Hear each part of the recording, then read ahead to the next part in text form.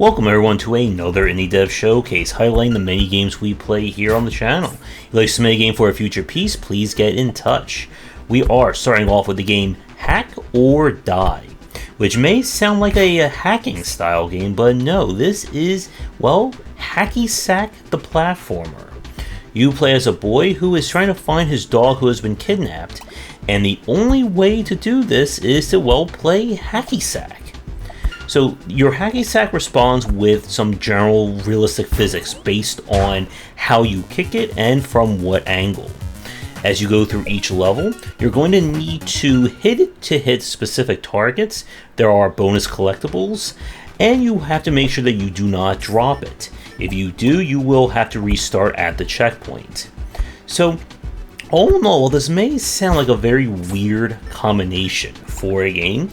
It surprisingly, I think, works as its concept.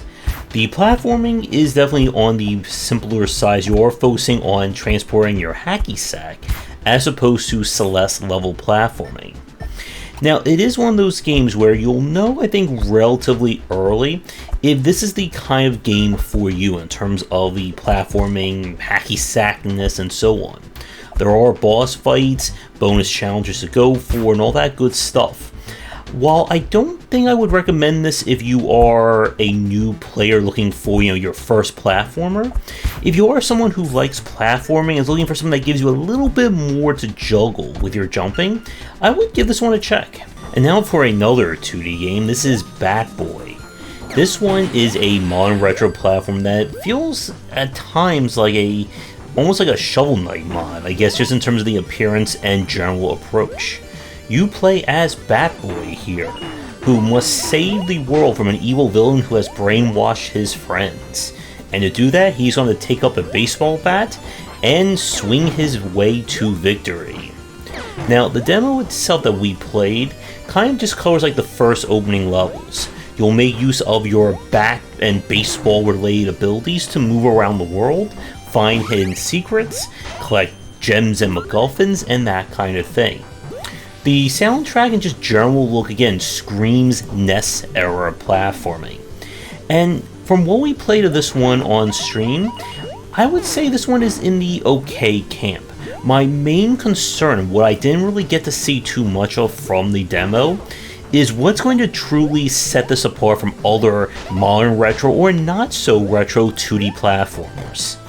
Much like our last game, this is one of those titles that I would say is really good if you are someone who's already a fan of platformers looking for another take, but I'm just having a hard time, at least from the demo, of figuring out where else this game is going to go mechanics or systems wise that we haven't already seen before.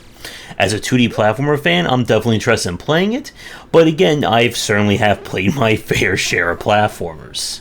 Moving on, we go to something that's not a platformer. This is Citizens Farlands. When we played the demo to this one, it was just originally called Citizens, and there has been a title change. This is a kind of puzzle city builder style game, where each map takes place on a fixed location.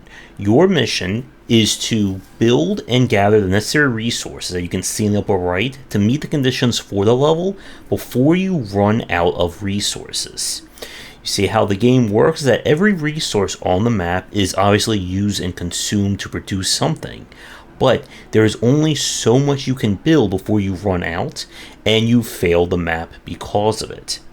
So if you're hoping for more of a free-form style city builder, this is not that kind of game.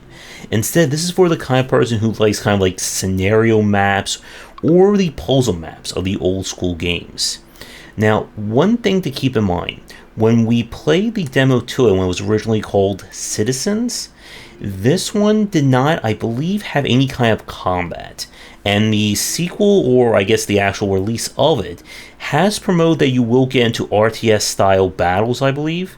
And I have not had a chance to play that, and I can't comment on how that applies to the specific city building and the puzzle-like design. So this is another game where, if you are a fan of the genre, looking for a slightly different take on it, or one that does something differently, then I would give this one a check.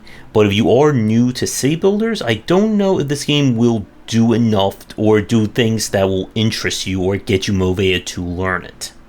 But with that said, we're going to take a quick break, and when we come back, we have 3 more games to look at for our showcase. And as always, if you're interested in my thoughts on design, then check out my game design books. For entry-level students, we have 20 essential games to study, and then the Game Design Deep Dive series that takes an extensive look at different genres, with free-to-play coming in 2022. For the next game, this is Alina of the Arena. This is a, Slay the Gladiator kind of deck-building roguelike, where your cards come in the form of different attacks and tactics, and your job is to clear each arena one fight at a time. You have energy, and you can also swap between different weapons and tools. Now, the big thing about this game, of course, is that you have to deal with your own position in the arena. You do not want to be surrounded by enemies. Different attacks will have different ranges as well. Survive the fight, you get to pick a new card, and of course you go until you either beat all the arenas or you are defeated. Now, please note that the footage you are seeing is taken from the demo that we played. The game is in early access right now, and what you see may not represent the current version of it. I like the general style of this game and the fact that there is more of a control over the battlefield as opposed to just fighting the enemies. It did feel a little bit on the difficult side, at least again from when we played it, as you can run to enemies who can just get right into your range and there's not much you can do about it. And I made it to the boss, who then just utterly managed to defeat me. But if you are a fan of roguelikes and looking for another one in a deck builder style, I would check this one out. We now turn to Remnants of the Rift. This was originally named RFM when we played the demo to it, and this is a kind of, turn-based action kind of roguelite. You are in a world where a calamity has happened, dimensions have been unraveled, and the only way to figure out what is going on is to dive deep into the remnants of these subway systems and uncover various loot, rifts, and more. So the game itself kind of plays in a somewhat similar style to Supergiant Games' Transistor, in that you gain different abilities. Each ability will have a cooldown associated to it, and your job is to move around, make use of your abilities, get them in the right positions, and then hopefully not get knocked out while you're waiting for them to cool down. The challenge here is that each map will have this kind of generator. That's that little box you see in the middle. You cannot let any enemies hit that box or hit you. If you run out of stabilizers, you are going to lose your run. When an enemy hits you, you are stunned for a few seconds. Each attack or ability that you get will come with a different attack range, different properties, etc., etc.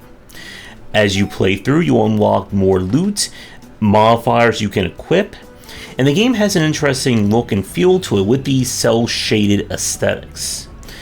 All in all, this is definitely an interesting one to play, and I'm curious to see where they're going in terms of balance and kind of persistence, as you do unlock a permanent resource you can then use, or a persistent resource that will allow you to upgrade your character, bring more things into each run, and again, it's more on the roguelite side of things. But if you are looking for a different kind of roguelite, then I would keep an eye out for this one. For the last game of our showcase, this is Itorah. This is a kind of hand-drawn Metroidvania. You play as the last human in this world, and it's up to you to kind of figure out what is going on, save your friends and family, and of course go on a very grand adventure. I love the look of this game. I'm always a fan of hand-drawn animation aesthetics, and the game looks gorgeous, especially when you get to some of the more detailed areas. Now, we played the demo to this one a while ago. The game has been released, but we have not had a chance to check that out. So this is definitely a pure Metroidvania style gameplay. You'll explore, you'll find upgrades, which will then allow you to access previously unavailable parts, solve puzzles, get more power, that kind of thing. Now, from playing the demo, I have a few issues.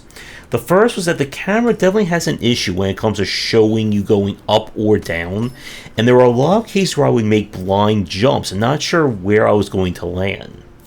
When you're jumping, it is very easy, depending upon how you're moving in the air, to completely lose your momentum. And this can make it very tricky when you're doing like a long string of jumps and a lot of movement along those lines. But the big thing that kind of hurt the game for me was that we played the demo for, I think it was like 40 minutes or so, and it didn't seem like it was really going anywhere different in terms of a Metroidvania, as this is a genre that is populated with very high bar raising games like Ori, Hollow Knight, and some of the other ones that we've had a chance to play. And while there's nothing I would say that is intrinsically bad that we saw from Itorah as we played it, it didn't seem like it was doing anything, again, outside the box. I was kind of hoping to see more unique tech, more unique abilities, and maybe they unlock later on, but they weren't being shown here. And of course, we were only playing this as a demo, so I don't know if things have improved or changed. I would say if you are a hardcore Metroidvania fan looking for another game, then I would check this one out, but if you're hoping to see something that you haven't already seen before for the genre, I don't know if Itorah really goes, outside the norm.